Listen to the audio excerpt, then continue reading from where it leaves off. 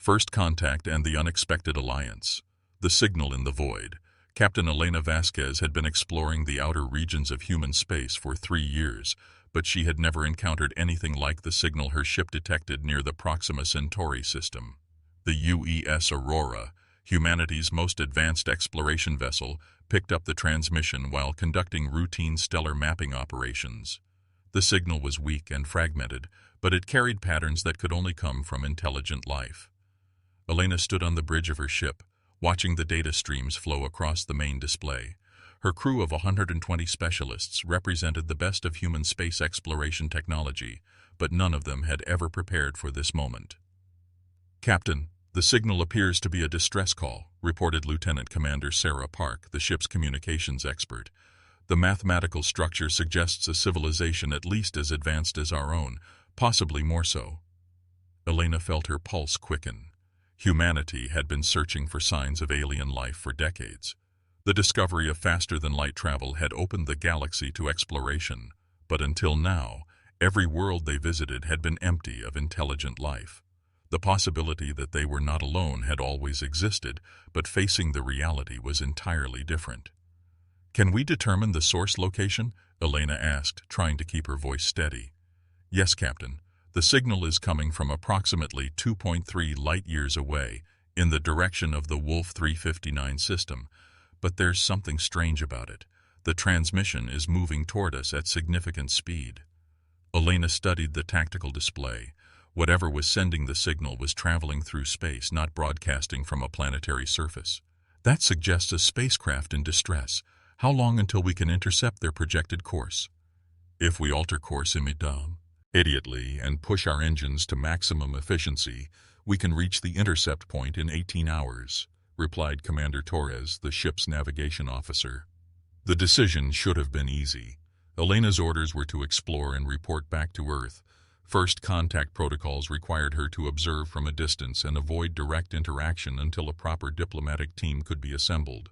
But the signal was clearly a distress call, and Elena could not ignore the possibility that intelligent beings were dying while she followed bureaucratic procedures. "Alter course for intercept, full speed," she ordered, "and send a message to Earth Command. Tell them we may have found what we've been looking for. The refugees of a dying fleet." 18 hours later, the Aurora encountered something that challenged every assumption humanity had made about alien civilizations. The distress signal came from a fleet of damaged spacecraft unlike anything human engineers had ever conceived. The ships were organic in appearance, their hulls grown rather than built, with surfaces that pulsed with bioluminescent patterns. "Captain, we're detecting 47 vessels of various sizes," reported the sensor operator. "Most show significant damage, hull breaches, power fluctuations, and what appears to be weapon impacts throughout the fleet." Elena studied the alien ships through the main viewer. They were beautiful in a way that human technology could never achieve, but they were also clearly dying. Atmosphere leaked from damaged sections, and several smaller vessels appeared to be completely dead in space. "Open communications on all frequencies," she ordered. "This is Captain Elena Vasquez of the United Earthship Aurora. We received your distress signal and are here to offer assistance." The response came immediately, transmitted in mathematical concepts that the Aurora's computers could translate. "Human vessel, this is Commander Thane of the Keltharian refugee fleet. We are grateful for your response, but you should not approach. The Vex Syndicate hunting fleets are only hours behind us. Your people are not equipped for what is coming." Elena exchanged glances with her senior officers. The aliens' warning suggested a level of conflict that humanity had never experienced. "Commander Thane, we're not leaving refugees to die in space. Prepare to receive assistance teams." The translation lag meant that several minutes passed before Thane responded. "Captain Vasquez, you do not understand. The Vex Syndicate has been hunting my people for 500 years. They have weapons that can destroy entire star systems. Your ship, however advanced it may seem to you, would be vaporized by their smallest escort vessels." But Elena had not become humanity's youngest exploration captain by backing down from challenges. "Let us worry about our ship's capabilities. Right now, your people need help, and we're going to provide it." Learning about the ancient war. 3 hours later, Elena found herself aboard the Keltharian flagship, walking through corridors that seemed to breathe around her. The ship's organic architecture was disturbing and beautiful at the same time, with walls that glowed softly and floors that felt warm beneath her feet. Commander Thane met her in what appeared to be the ship's command center. He was humanoid in basic structure but clearly evolved from a different path than humans. His skin had a silver metallic sheen, and his eyes were large and multifaceted like cut gems. And when he spoke, his voice carried harmonics that human ears could barely detect. "Your courage honors you, Captain Vasquez, but you cannot comprehend what we face," Thane said, his words translated by the portable device Elena's team had brought. "The Caltharian Dominion once controlled a third of this galaxy. Our cities spanned entire solar systems, and our fleets numbered in the tens of thousands." Elena sat across from him in a chair that seemed to mold itself to her body. "What happened?" "The Vex Syndicate happened," Thane replied, his metallic features darkening. "They are not like us, not like you. They do not seek territory or resources. They consume civilizations entirely, absorbing their technology, their knowledge, even their biological essence. When they finish with a species, nothing remains except empty worlds." The holographic display in the center of the room activated, showing a map of the local galactic region. Red areas marked Vex Syndicate territory, while blue indicated the remaining Caltharian holdings. Elena was shocked to see how much red dominated the display. "For 5 centuries we have fought a losing war," Thane continued. "Every year we retreat further. Every battle costs us ships and people we cannot replace. These refugees represent the last survivors of 17 different worlds that fell to the Syndicate this year alone." Elena studied the strategic situation. The Caltharians had been fighting for survival for longer than human civilization had existed, but they were still losing. "What makes the Vex Syndicate so difficult to defeat?" "They adapt," Thane said simply. "Every weapon we develop, they find a counter for within months. Every strategy we employ, they learn and turn against us. They have absorbed the knowledge of dozens of civilizations, and they use all of it against us." Before Elena could respond, alarms began sounding throughout the Caltharian ship. Emergency lights bathed the command center in red illumination as officers rushed to their stations. "They have found us," Thane announced grimly. "The Vex hunting fleet has arrived." The enemy arrives. The Vex Syndicate fleet that emerged from hyperspace was unlike anything Elena had ever imagined. Their ships appeared to be constructed from the wreckage of other vessels, creating a nightmarish amalgamation of technologies from dozens of different civilizations. The largest vessel was nearly 3 miles long, its hull covered in weapon systems that had been torn from conquered fleets and rebuilt into new configurations. "Captain, we're detecting 36 enemy vessels," reported the Aurora's sensor officer over the communication link. "The largest ship is reading as approximately 15 times more massive than our vessel." Elena watched the tactical display with growing concern. The Vex ships moved with perfect coordination, surrounding the Caltharian refugee fleet like predators circling wounded prey. Their formation was flawless, covering every possible escape route. "Commander Thane, how long can your ships fight?" she asked. "Our weapons are nearly depleted, and most of our vessels cannot maneuver effectively," Thane replied. "We might delay them for an hour, perhaps 2, but the outcome is certain." Elena made a decision that would change the course of galactic history. "This is Captain Vasquez to UES Aurora. Prepare for combat operations. All hands to battle stations." "Captain, surely you cannot mean to fight," Thane said with alarm. "Your single ship cannot stand against an entire Vex fleet." Elena smiled grimly. "Commander, you're about to learn something important about humans. We don't like bullies, and we really don't like it when bullies pick on people who can't fight back." Human tactics. Shock the galaxy. The Vex fleet commander, Overlord Crix, had destroyed thousands of ships in his centuries of service to the Syndicate. He commanded from the bridge of the Devourer, a massive vessel built from the combined technologies of 7 different conquered species. When his sensors detected the small human ship moving to support the Caltharian refugees, he was more amused than concerned. "A single unknown vessel approaches our formation," reported his tactical officer. "It appears to be of primitive design, using chemical rocket propulsion and simple metal construction." Crix examined the readings with interest. The ship was tiny compared to his vessels, and its technology seemed almost laughable. Perhaps this species will provide useful genetic material for our experiments, disable their ship and prepare boarding parties. The Devourer fired a single warning shot, a plasma beam designed to overload the human ship's systems without destroying it completely. The shot should have crippled any vessel of that size and technological level. Instead, the human ship accelerated directly toward the Vex fleet. "Impossible," muttered the tactical officer. "They should be dead or surrendering." But the UES Aurora was built using principles that the galaxy had never seen before. Instead of trying to match the firepower of larger vessels, human engineers had focused on speed, maneuverability, and tactical unpredictability.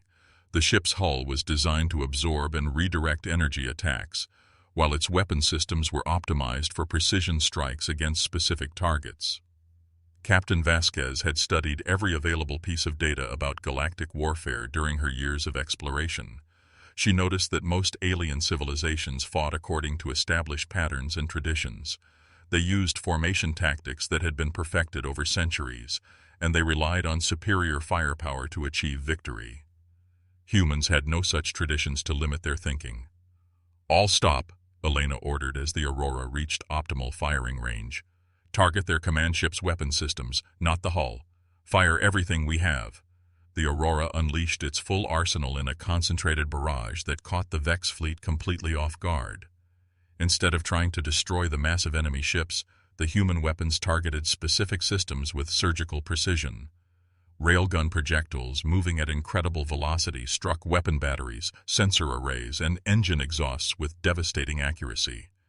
The Devourer shuddered as dozens of its primary weapons were destroyed in the first few seconds of combat. Overlord Crix felt something he had not experienced in centuries: surprise. "How are they targeting our system so precisely?" he demanded. "Their technology should not be capable of such accuracy." Before anyone could answer, the human ship had moved again. It used the gravity well of a nearby asteroid to change direction without slowing down, coming at the Vex fleet from an entirely different angle. This time it targeted the engine systems of 3 smaller ships, leaving them dead in space. "Sir, they're not fighting like any known species," the tactical officer reported with growing alarm. "They're treating each ship as a separate target and finding ways to disable us without engaging in direct firepower exchanges."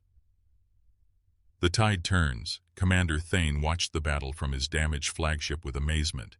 The human ship was outnumbered 36-1, facing vessels with firepower that could level planets. By all logic, the Aurora should have been destroyed in the first minute of combat. Instead, the human captain was systematically dismantling the Vex formation. "How are they doing this?" asked his second-in-command, a younger Keltharian named Vex, who had never seen anything like the human fighting style. "They think differently than we do," Thane realized. "Look at their attack patterns. They're not trying to win through superior force. They're solving problems." The Aurora had identified the weaknesses in Vex Syndicate tactics that no one else had noticed. The enemy ships were powerful, but they were also predictable. They relied on formation fighting and coordinated attacks that required constant communication between vessels. The humans disrupted those communications.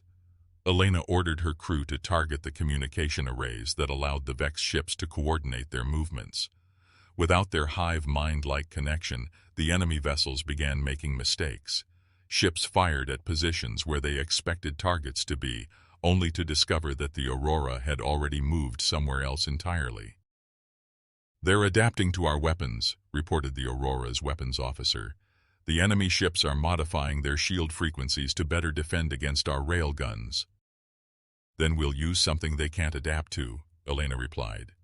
"Prepare ramming speed." The statement sent shockwaves through both fleets. Ramming attacks had not been used in galactic warfare for thousands of years, and for good reason.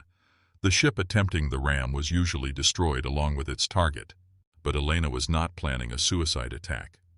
The Aurora accelerated toward the largest Vex ship, appearing to be on a collision course that would destroy both vessels. The enemy fleet concentrated all their fire on the human ship, certain they could stop the insane attack before impact. At the last possible moment, Elena ordered her ship to fire its entire missile complement at point-blank range, then used emergency thrusters to veer away from the enemy vessel. The missile struck the Vex ship's hull just as the Aurora passed within a few hundred meters of its surface. The explosion crippled the massive vessel and sent debris flying in all directions. Several smaller Vex ships were caught in the blast, their hulls punctured by high-velocity fragments. The galaxy takes notice. The battle lasted only 47 minutes, but its effects rippled across the galaxy within hours. Overlord Crix found himself commanding a fleet that had been reduced to half strength by a single human ship. His tactical superiority had been negated by an enemy that refused to fight according to established rules. "Recall all ships," he ordered reluctantly. "We will return with a larger fleet and proper countermeasures for these human tactics." As the Vex ships retreated toward hyperspace, Elena received a communication from Commander Thane. "Captain Vasquez, your actions today have given my people hope for the first time in decades. The Keltharian Dominion would be honored to call humanity an ally." Elena looked around her bridge at the faces of her crew. They had started the day as explorers searching for signs of alien life. Now they were military veterans who had just fought in their first interstellar battle. "Commander, I think Earth is going to be very interested in learning more about this war." 3 days later, Elena's report reached Earth Command and sent shockwaves through human military leadership. Admiral Marcus Chen read the battle summary 3 times before he could fully comprehend what had happened. "A single exploration vessel defeated a fleet of 36 enemy warships?" he asked his staff officers during the emergency briefing. "How is that possible?" "According to Captain Vasquez's report, the alien civilizations have been fighting the same way for centuries," replied General Patricia Wells, head of Earth's space defense planning. "They use massive ships with overwhelming firepower, fighting in formations that prioritize coordination over flexibility." Admiral Chen studied the tactical data that Elena had transmitted. The Vex Syndicate and Keltharian Dominion had been locked in a stalemate for 500 years, each side using similar strategies and technologies. Neither had developed the kind of innovative thinking that humans took for granted. "What are our capabilities compared to these galactic powers?" Chen asked. "In terms of raw firepower, we're significantly outmatched," admitted Chief Engineer Rodriguez. "Their largest ships carry weapons that could destroy our entire fleet, but we have advantages they don't understand." "Such as?" "Independent thinking. Every human captain can adapt to changing situations without waiting for orders from a central command. Our ships are smaller and faster than theirs, which means we can use tactics they've never encountered, and we're willing to take risks that their military doctrines would never permit." Admiral Chen made the decision that would thrust humanity into galactic politics. "Contact Captain Vasquez. Tell her to establish formal diplomatic relations with these Keltharians, and begin immediate preparations for fleet expansion. If we're going to be part of this war, we're going to be ready for it." The alliance forms. 2 weeks after first contact, a joint human-Keltharian task force was operating from a hidden base in the asteroid belt of the Sol system. Commander Thane had brought his refugee fleet to Earth, where human engineers were working around the clock to repair damaged alien vessels and study their advanced technology. Elena found herself promoted to admiral and placed in command of humanity's first interstellar military force. The responsibility was overwhelming, but the urgency of the situation left no time for doubt. "The Vex Syndicate will not ignore what happened at Proxima," Thane explained during a strategy meeting in the Luna Command Center. "They cannot allow word to spread that an unknown species defeated one of their hunting fleets. They will send everything they have to destroy Earth before we become a threat." Elena studied the intelligence reports that Keltharian survivors had provided. The Vex Syndicate controlled nearly 60% of the local galactic region, having absorbed the knowledge and technology of dozens of conquered civilizations. Their ships were built using the combined engineering principles of all their victims, making them incredibly diverse and unpredictable. "How long do we have?" she asked. "Based on their previous response patterns, approximately 3 months, Thane replied. "They will gather a fleet large enough to ensure complete victory, perhaps 200 ships, including their most advanced battlecruisers." Admiral Chen leaned forward in his chair. 200 ships against our current fleet of 12 Vestas. Cells. Those are not favorable odds. Numbers don't tell the whole story, Elena said thoughtfully. We've been analyzing Vex tactics using the data from our first battle. They have weaknesses that no one has exploited because the other galactic powers fight the same way they do. She activated the holographic display, showing detailed schematics of Vex ship designs. Look at their construction methods. They build massive vessels with incredible firepower, but they're also incredibly complex. Too many systems, too many potential failure points. Their ships are technological masterpieces, but they're not designed for the kind of damage control that humans excel at. Thane's metallic features showed what might have been hope. What are you proposing? Elena smiled with the same expression she had worn during the first battle. We're going to teach the galaxy that bigger isn't always better, and we're going to do it in a way that they'll never forget. Preparing for the storm, the next 3 months transformed human space industry in ways that peacetime development could never have achieved.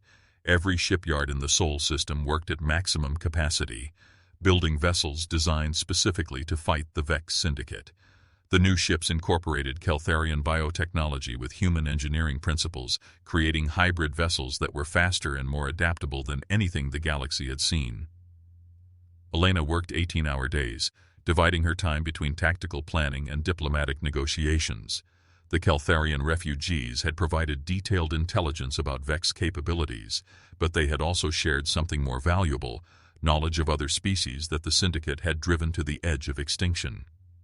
There are resistance movements throughout Vex territory, Thane explained during one of their planning sessions. Survivors of conquered worlds who continue to fight in small groups. They have been waiting for someone capable of challenging the Syndicate directly. Could they coordinate with a larger military operation? Elena asked. If they believed victory was possible, yes, but they have been disappointed too many times. They will need proof that this alliance can actually threaten the Syndicate's power. Elena nodded thoughtfully. The tactical situation was becoming clearer. Humanity could not win a direct confrontation with the Vex Syndicate's full military might, but they could inspire a galaxy-wide rebellion that would stretch the enemy's resources beyond their breaking point. Then we'll give them that proof, she decided. When the Vex fleet arrives at Earth, we're not just going to defeat them. We're going to do it in a way that shows every oppressed species in the galaxy that the Syndicate can be beaten. The plan that emerged from those discussions was audacious even by human standards. Instead of meeting the enemy fleet in traditional space combat, Elena proposed using Earth's solar system itself as a weapon. The asteroid belt would become a minefield. The gas giants would provide gravitational assistance for hit-and-run attacks, and the human fleet would operate as independent units rather than a single coordinated force. This violates every principle of space warfare, Admiral Chen pointed out during the final planning review. We're essentially inviting the enemy to come to our home system and then fighting them without any central coordination. Exactly, Elena replied. They'll expect us to defend Earth the way every other species defends their homeworld. They'll prepare for traditional orbital battles and massive fleet engagements. Instead, we're going to turn our entire solar system into a combat zone that favors small, fast, independent operators. When the Vex Syndicate fleet finally arrived at the edge of human space, they found something that challenged every assumption they had made about this new species. Earth's defenders were not waiting in orbital formation around their planet. Instead, human ships were scattered throughout the solar system, hidden among asteroids, lurking near gas giant moons, and using the gravitational fields of planets to mask their movements. Overlord Crix studied the sensor readings from his flagship, the Annihilator, and felt the first stirrings of unease. He had brought 240 ships to ensure overwhelming victory, but the humans were not where they were supposed to be. Locate their main fleet, he ordered his tactical officer. Sir, we cannot find any centralized formation. The human ships appear to be distributed randomly throughout the system. Crix had fought hundreds of battles, but he had never encountered an enemy that refused to protect their homeworld in the traditional manner. No matter, we will destroy them ship by ship, then crack their planet. Begin the advance. The Vex fleet moved inward toward Earth, confident in their superior numbers and firepower. They had no way of knowing that they were flying into the most carefully prepared trap in human military history. As the enemy ships passed the orbit of Jupiter, the first human attacks began. Small groups of vessels emerged from hiding spots among the gas giant's moons, striking at the edges of the Vex formation with precise, devastating attacks. They did not attempt to engage in prolonged combat. Instead, they hit hard and fast, then disappeared back into the maze of gravitational fields and orbital debris. Each attack disabled or destroyed several enemy ships, but more importantly, they forced the Vex fleet to adapt their formation and tactics.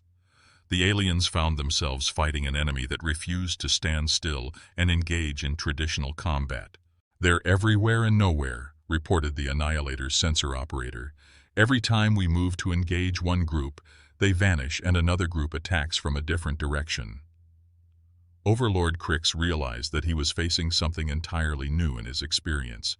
The humans were not trying to defeat his fleet in a single decisive battle.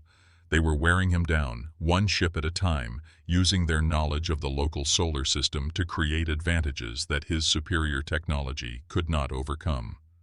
By the time the Vex fleet reached the asteroid belt, they had lost nearly 50 ships to human hit-and-run attacks. But the worst was yet to come, because Elena had prepared a surprise that would shock the entire galaxy.